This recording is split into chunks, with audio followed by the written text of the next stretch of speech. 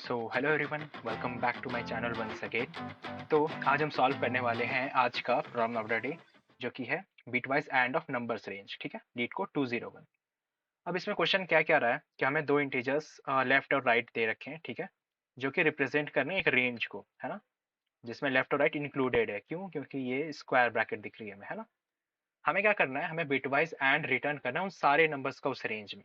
ठीक है, तो एक टेस्ट केस जैसे इन्हें दे रखा है कि सपोज हमारा लेफ्ट कितना है, 5 है ना, और राइट हमारा 7 है।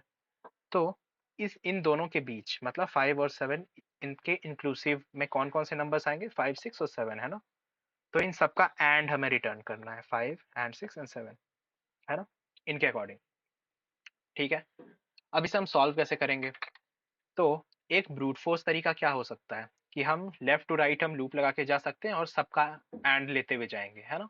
एक तरीका वो हो सकता है, लेकिन इसमें प्रॉब्लम क्या आएगी, ये कंस्ट्रेंट है ना, ये कंस्ट्रेंट दिख रहा है, टू द पावर 31 - 1।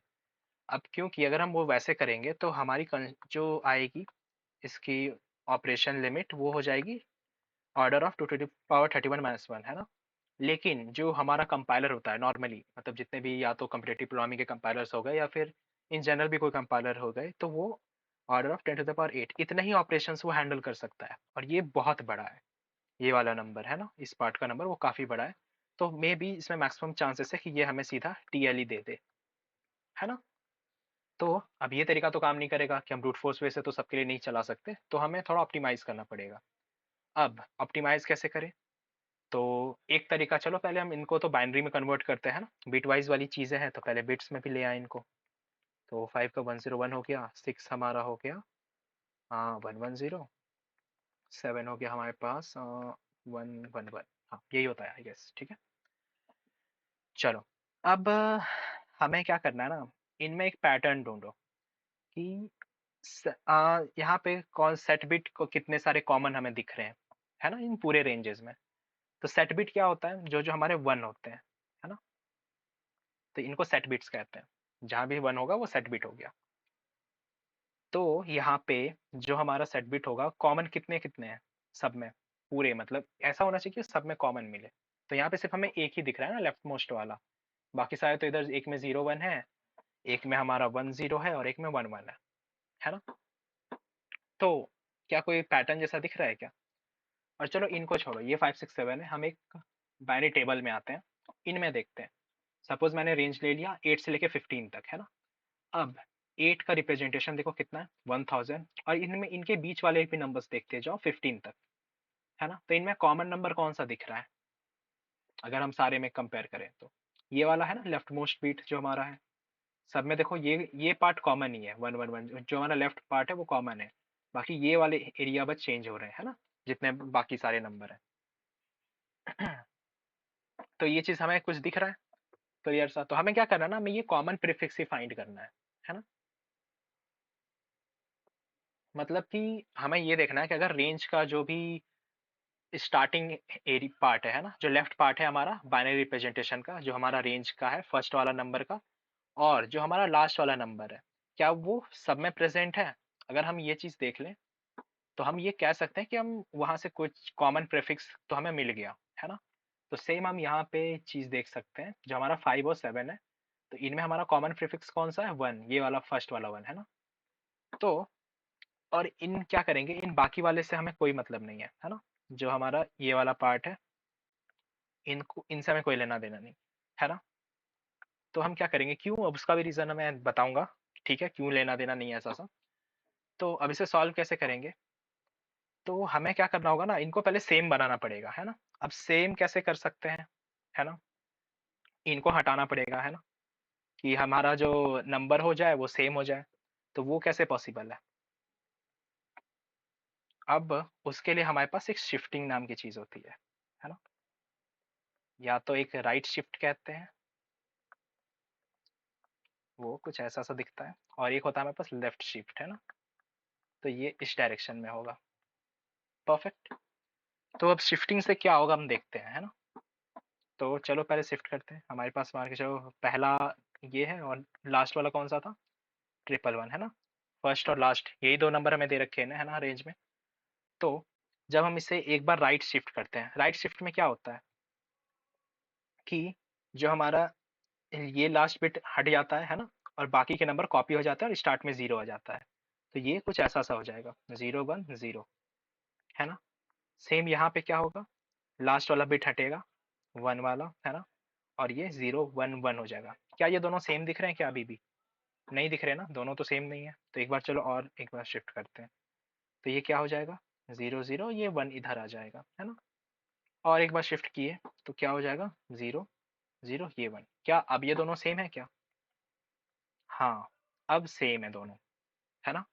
तो हमें कितने नंबर ऑफ शिफ्ट्स लगे यहाँ पे? एक शिफ्ट यहाँ किया हमने, दो शिफ्ट यहाँ किया, है ना। तो हमें दो राइट शिफ्ट लगे, राइट। अब यही हमारा आंसर भी होगा, है ना। जो हमने शिफ्ट निकाला, तो ये तो इनिशियली अब तो कॉमन निकाल के हमने पहुंचा तो दिया 0 0, लेकिन इतने ही नंबर ऑफ हमें लेफ्ट शिफ्ट भी करने पड़ेंगे, है ना। इनको लेफ्ट शिफ्ट वापस करना पड़ेगा कि वो पर्टिकुलर नंबर कितना है, ठीक है। तो 0 0 1, और कितने हमने राइट शिफ्ट किए थे, कितने शिफ्टिंग किए थे हमने? दो किए थे, है ना।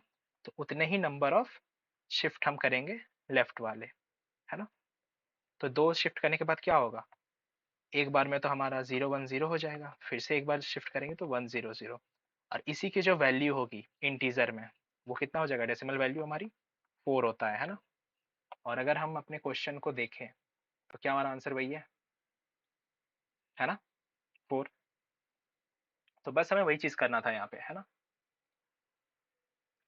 तो अब हम यहाँ पे ये एंड वाला मतलब हम इसको इग्नोर क्यों करे थे, है ना, इस वाले पार्ट में।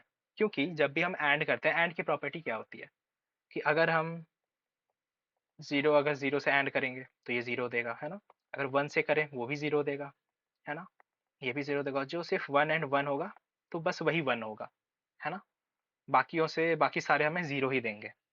तो बस वही है। तो ये नंबर्स क्या होंगे ना, खुद ही जीरो होते जाएंगे। और जब हम एंड कर रहे होंगे, सपोज हमारा कुछ ऐसा सा हो कि वन है, यहाँ पे जीरो है, मान के चलो यही जीरो है ना, यहाँ पे वन है वन है वन है, ऐसा सा कुछ है। तो ये जीरो और वन एंड होके क्या देगा? जीरो। फिर ये जीरो वन क्या देगा? जीरो। फिर ये जीरो, है ना। तो इस तरीके से वो काम करता जाएगा। और हम यहाँ पे राइट शिफ्ट करा के वही चीज़ एक तरह से कर रहे हैं कि पहले हम दोनों को कॉमन नंबर बना लेते हैं। तो हमें तो पता चल गया कि कितने नंबर ऑफ कॉमन मतलब एलिमेंट है वहाँ पे, है ना। तो कॉमन प्रीफिक्स जो है वो हमें पता है, तो उसे हम इस तरह से शिफ्ट करके फाइनली इक्वल कर सकते हैं। और जब ये इक्वल हो जाए तो उतने ही नंबर ऑफ हम राइट शिफ्ट करा देंगे, क्योंकि बीच के रेंज वाले नंबर तो वही होंगे ना। बीच वाले रेंज भी कॉमन ही शिफ्ट देगा। वही मैं क्लियर कर रहा था कि हम बस स्टार्ट और लास्ट वाले को देखेंगे, बीच वाले से हमें कोई फर्क नहीं पड़ता कि रेंज कहाँ से कहीं भी हो, है ना। तो हमें बस इसका ध्यान रखना है कि कॉमन प्रीफिक्स क्या है इसमें, क्योंकि वो सब में कॉमन होगा, है ना। तुम 8 में जैसे यहाँ पे 9 फर्स्ट वाला देख लो, लेफ्ट मोस्ट बिट, ये कॉमन है। 9th में भी है, 10th में भी है। तो 15 तक देखो, यहाँ पे जो भी हमारी रेंज होगी वहां तक सेम ही जाएगी, है ना। बाकी बस इनमें चेंजिंग है। तो बस उसी के थ्रू हम अपना एंड फाइंड कर सकते हैं उस पर्टिकुलर रेंज में। अब इसका कोड देख लेते हैं। तो कोड में कुछ नहीं होगा, बस जो हमने ये किया इसे ही लिख के देखते हैं। तो जब हम इसे कोड कर रहे होंगे तो इसमें हम कैसे कर सकते हैं, तो एक हमारा राइट शिफ्ट काउंट हम पहले बना लेते हैं। तो इनिशियली ये 0 हो जाएगा, और अपना लूप लगाओ while left is not equal to right, है ना। जब तक वो दोनों इक्वल नहीं हो जाते तब तक हम क्या करेंगे, लेफ्ट को शिफ्ट करते जाओ एक के साथ, है ना, और राइट को भी शिफ्ट करते जाओ, है ना। वेल, ठीक है यहाँ तक।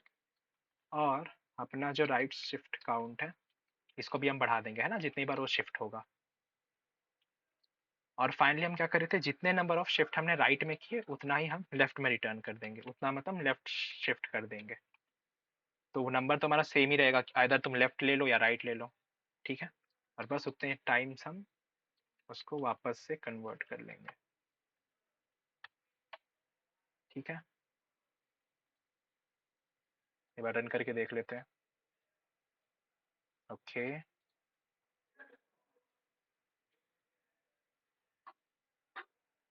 बढ़िया। तो आई होप ये सोल्यूशन क्लियर होगा। अगर नहीं हुआ तो मुझे बता देना कमेंट सेक्शन में, है ना, किस पार्ट में डाउट है। अगर ये वाला पार्ट समझ में आ गया ना कि हम किस तरीके से चीज़ों को कर रहे हैं, तो आई गेस वहाँ पे कोई प्रॉब्लम नहीं होनी चाहिए, है ना। किस तरीके से हम चीज़ों को प्रोसेस कर रहे हैं, तो हमें बस वही देखना है कि जो हमारी रेंज बीच में जो रेंज वैल्यू है उससे हमें कोई लेना देना नहीं है। हमें बस फर्स्ट और लास्ट में कॉमन टर्म है वो देख लेना है, उसी के अकॉर्डिंग हम आगे काम कर सकते हैं, है ना। हमें एट द एंड वो नंबर को सेम बनाना है, तभी हम कह सकते हैं कि हम उसका एंड प्रॉपर उस बीच तक का, उस नंबर के जितने तक है उतने का हम एंड ले सकते हैं। तो आई होप ये सोल्यूशन क्लियर होगा। बाकी फिर हम मिलते हैं अगली वीडियो में, तब तक के लिए keep learning, keep coding, keep exploring and do like share and subscribe the channel, okay. क्योंकि सब्सक्राइब नहीं करते हो यार, फिर मुझे भी अच्छा नहीं लगता कि हर दिन मुझे एक वीडियो बनानी पड़ती है, मुझे भी टाइम निकालना पड़ता है क्योंकि मुझे पास भी बहुत सारे काम होते हैं। तो अगर यार सब्सक्राइब कर दिया करो, फ्री है ना। मैं और भी वीडियोस लेके आऊँगा, अभी जावा कोर्स भी लॉन्च किया हूँ तो उसके भी वीडियोस अब आते रहेंगे, ठीक है। तो जिनको जावा स्टार्ट करना है वो उसके थ्रू भी पढ़ सकते हैं, है ना। क्योंकि बहुत सारी चीज़ें इसमें है, लाइक मुझे जावा के डाउट्स, कॉमन कॉमन डाउट्स आते थे कि यार ये क्या कर दिया जावा में, ये कैसे लिख दिया, तो वो चीज़ वहाँ पे कवर हो जाएगी। और जावा जिसको सीखना है उसके लिए तो है ही बेस्ट टूल, ठीक है। और मैं ही पढ़ा रहा हूँ तो कोई प्रॉब्लम नहीं है उसमें, ठीक है। तो बस यार फिर मिलते हैं अगली वीडियो में। चैनल को लाइक, सब्सक्राइब और शेयर कर देना, ठीक है। Alright guys, see you.